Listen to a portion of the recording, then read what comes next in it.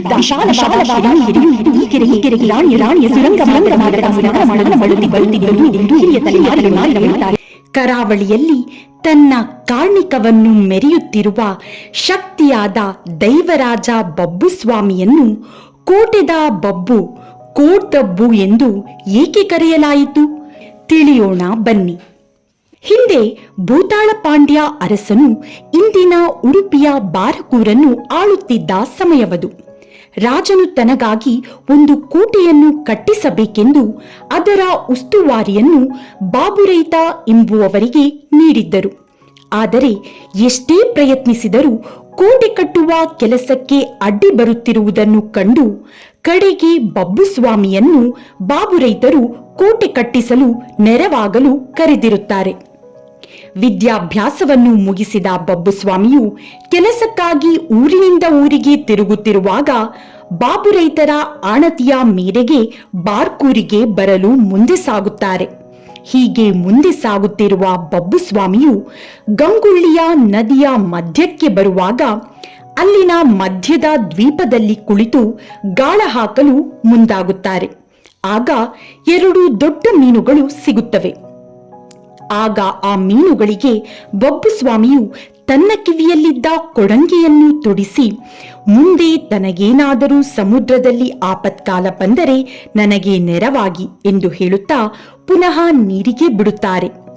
ಮಗದೊಮ್ಮೆ ಗಾಳ ಹಾಕುವಾಗ ಮತ್ತಷ್ಟು ಬೃಹದಾಕಾರದ ಮೀನೊಂದು ಬಬ್ಬುಸ್ವಾಮಿಗೆ ದೊರಕುತ್ತದೆ. ಅಂದು ಬಬ್ಬುಸ್ವಾಮಿ ಗಾಳ ಹಾಕಿದ ಜಾಗವನ್ನು ಇಂದು ಬಬ್ಬು ಕುದುರು ಎಂದು ಕರೆಯಲಾಗುತ್ತಿದೆ. ಕೊನೆಯದಾಗಿ ದೊರಕಿದ ಬೃಹದಾಕಾರದ ಮೀನನ್ನು ಹಿಡಿದುಕೊಂಡು ಬಬ್ಬುಸ್ವಾಮಿಯು ತನ್ನನ್ನು ಕರೆದಿರುವ ಬಾಬುರೈತರನ್ನು ಕಾಣಲು ಬಾರಕೂರಿಗೆ ಬಂದು ನಿಲ್ಲುತ್ತಾರೆ.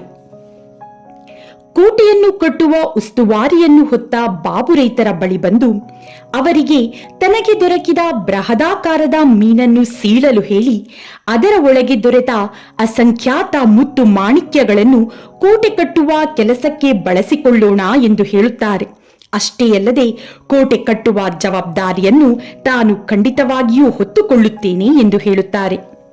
ಇದನ್ನು ಕೇಳಿ ಭೂತಾಳ ಪಾಂಡ್ಯ ಅರಸನು ನಕ್ಕು, ಇನ್ನೂ ಮೀಸೆ ಹುಟ್ಟದ ಬಾಲಕ ನೀನು, ಜಗತ್ಪ್ರಸಿದ್ಧಿಯಾದ ಶಿಲ್ಪಿಗಳಿಂದಲೇ ಈ ಕೋಟೆಯ ಕಾರ್ಯವನ್ನು ಮಾಡಲಾಗುತ್ತಿಲ್ಲ.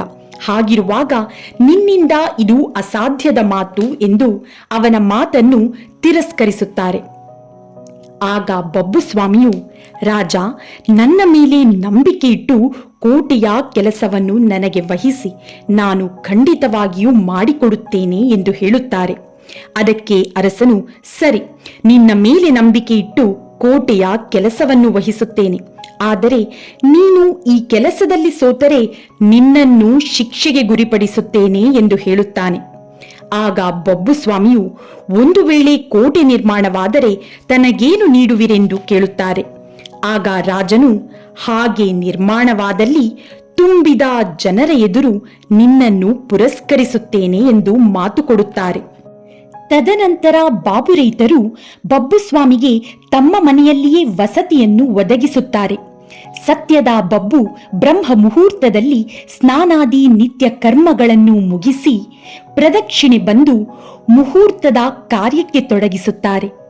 ಹಾಗೂ ಸತ್ಯದ ಬಬ್ಬು ಮುಂದೆ 4 ದಿಕ್ಪಾಲಕರಿಗೆ ನಮಿಸಿ, ಭೂಮಾತೆಗೆ ವಂದಿಸಿ, ಮಾತಾ ಪಿತರನ್ನು ಸ್ಮರಿಸಿ, ನೆರೆದಿರುವವರಿಗೆ ಕೈಮುಗಿದು ಬಾಬುರೈತರು ಕೊಟ್ಟ ವೀಳ್ಯದೆಲೆಯನ್ನು ಸ್ವೀಕರಿಸಿ ಕೋಟೆಯ ಕೆಲಸವನ್ನು ಶುರು ಮಾಡುತ್ತಾರೆ.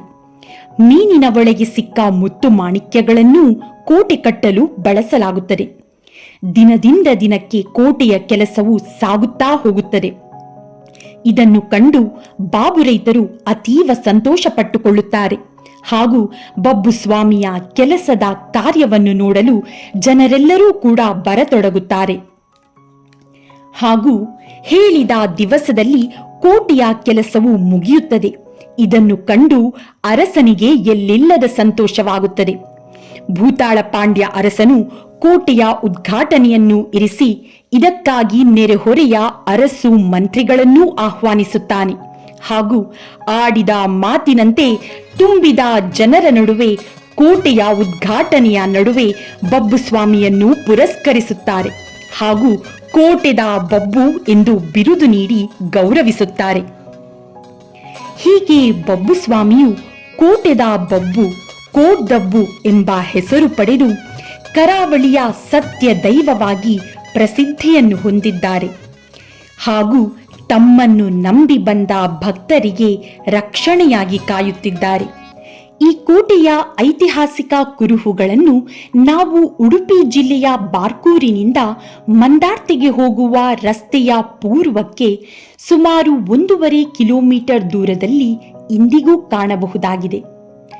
ಬಾರ್ಕೂರಿನ ಕೋಟೆಯನ್ನು ನಿರ್ಮಿಸುವ ಸಮಯದಲ್ಲಿಯೇ ಕಾಳಭೈರವನ ವೀರಭದ್ರಸ್ವಾಮಿಯ ವಿಗ್ರಹವನ್ನು ನಿರ್ಮಿಸಿದರೆಂಬ ಪ್ರತೀತಿಯೂ ಇದೆ. ಅಂತೆಯೇ ಇದರ ಬಳಿ ಇರುವ ಇಂದಿಗೆ ಪಾಳು ಬಿದ್ದ ವಿಶಾಲವಾದ ಕೆರೆಯೂ ಇದ್ದು, ಈ ಕೆರೆಗೆ ರಾಣಿಯರು ಸುರಂಗ ಮಾರ್ಗದ ಮೂಲಕ ಸ್ನಾನ ಮಾಡಲು ಬರುತ್ತಿದ್ದರು ಎಂದು ಹಿರಿಯ ತಲೆಮಾರಿನವರು ಹೇಳುತ್ತಾರೆ. ತದನಂತರ ಬಬ್ಬು ಸ್ವಾಮಿಯು ಕೊಡಂಕೂರಿನಲ್ಲೂ ಹಾಗೂ ಮೂಡಣಘಟ್ಟ ಸೀಮೆಯಲ್ಲಿ 7 ಕೋಟೆಗಳನ್ನು, ಒಳಗಿನಿಂದ 7 ಕೋಟೆ, ಹೊರಗಿನಿಂದ 7 ಕೋಟೆಗಳನ್ನು ನಿರ್ಮಿಸಿದರೆಂಬ ಪ್ರತೀತಿಯೂ ಇದೆ. ಇವಿಷ್ಟು ಬಬ್ಬು ಸ್ವಾಮಿಯು ಕೋಟೆಯ ಬಬ್ಬುವಾದಂತಹ ಮಾಹಿತಿ. ಮತ್ತಷ್ಟು ತುಳುನಾಡಿನ ಕಾಣಿಕದ ಬಗ್ಗೆ ತಿಳಿಯಲು ನಮ್ಮ ಚಾನೆಲ್ ಅನ್ನು ಸಬ್ಸ್ಕ್ರೈಬ್ ಮಾಡಿಕೊಳ್ಳಿ ಹಾಗೂ ನಿಮಗೆ ಸತ್ಯದೈವ ಕೋಟೆದ ಬಬ್ಬು ಸ್ವಾಮಿಯ ಬಗ್ಗೆ ತಿಳಿದಿರುವ ವಿಷಯವನ್ನು ನಮ್ಮೊಂದಿಗೂ ಕಮೆಂಟ್ ಮೂಲಕ ಹಂಚಿಕೊಳ್ಳಿ. ಧನ್ಯವಾದಗಳು.